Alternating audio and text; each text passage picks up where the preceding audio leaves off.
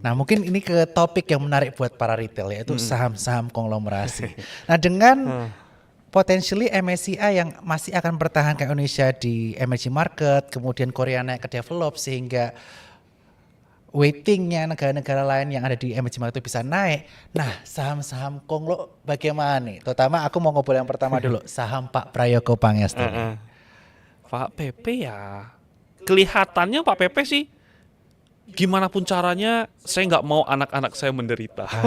Jadi dihajar Amin. juga sama dia, maksudnya dihajar naik sama dia gitu. Lihat BRPT-nya itu paling gila ya dihajarnya. Jadi tesisnya adalah oke, brand keluar dari MSCI gitu ya kan. Itu udah fakta yang belum pengumuman resmi lah ya, kan nanti pengumuman resmi, tapi seharusnya undeniable lah. Itu seharusnya brand dan DSSA itu keluar dari MSCI. Tapi I think Pak PP strateginya adalah oke, brand kita keluar dari MSCI karena free float lah mereka Iya. permasalahan. Tapi jangan sampai saham-saham lainnya itu keluar MSCI juga gitu. Nah, Salah satu indikator yang paling jelas kelihatan itu di saham cuan, yaitu Pak PP jualan dan Pak PP bilang untuk meningkatkan free float. Nah, jadi sense-nya itu mengarah ke sana kayak gitu. jadi intinya emiten Pak PP itu juga sebenarnya masih menargetkan juga ya untuk masuk MSCI ke depannya, baik itu small cap dulu, medium cap ataupun global standard cap ya. Menyelamatkan dan mempertahankan apa yang ada lah. Dan kita lihat Pak PP BRPT labanya luar biasa dan sekarang segala macamnya gitu. Jadi ya mungkin mental konglo ya gitu. Jadi wah kalau ada masalah dia nggak ngedumel kayak kita. Oke, gimana kita harus lakukan yang lebih baik lagi? Oh, MSCI maunya apa sih kayak gitu.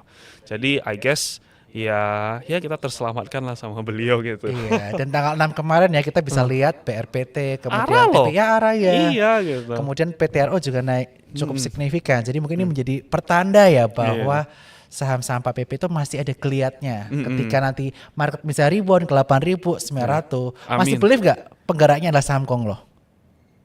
Belief banget kayak gitu. Karena kalau misalnya banking, ya banking itu hubungannya dengan fiskal kayak gitu. Fiskal sih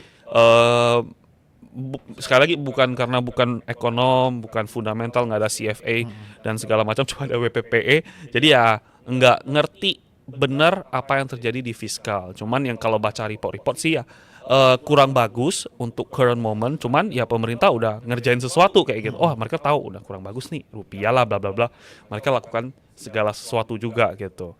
Jadi ya udah good thing sih mereka Ya, udah intervensi dalam hal positif. ya, potensialnya memang kayak gitu. Soalnya dari Hmm. 69 waktu IHSG di angka 69 sampai 7.700 kan penggeraknya juga Konglo ya. Iya, malah yang bebanin banking kan. Iya, Ya betul. yang ya kalau have to be fair ya yang naik kenceng itu saham konglomerasi Pak BRPT, yang turun itu ya bankingnya yang bikin Iya. kita lumayan sengsara gitu, dan bankingnya selling pressure-nya udah mulai berkurang.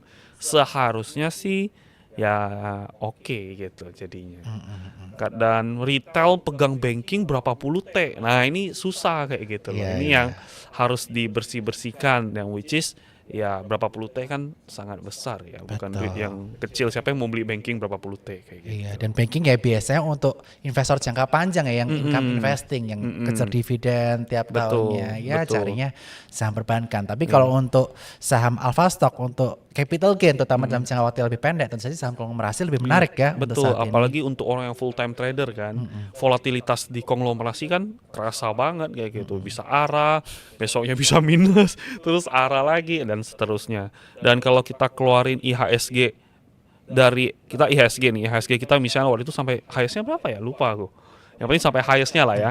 Kalau kamu compare ke LQ45, kita nggak highest loh kayak Betul gitu. ya. Apalagi LQ45 kan itu udah banyak saham konglomerasi, brand lah, DSSA lah segala. Dikeluarin lagi kayak gitu. Wah, itu LQ45 kita lebih nggak perform lagi. Oleh karena itu ya jelas jawaban kenapa kita bisa naik lumayan tinggi itu karena konglomerasi. Setuju. Nah, tadi kita udah bahas Pak PP nih. Pak PP ini masih akan merawat anak-anaknya. Kalau konglomerasi lainnya bagaimana? Contohnya Pak Happy Hapsoro, Pak Bakri.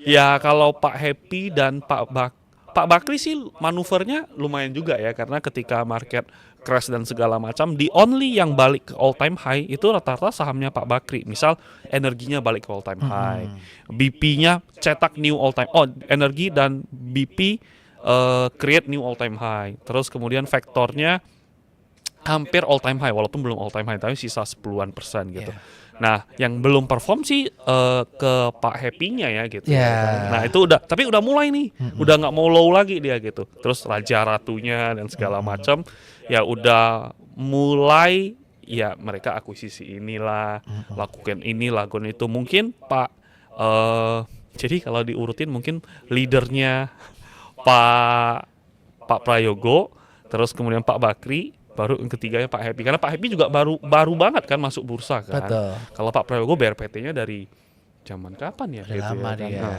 kalau yang Mina Bufa kan baru-baru ini. Jadi seharusnya sih oke ya, selagi MSC kita oke, Pak PP udah pede, retail pede ya.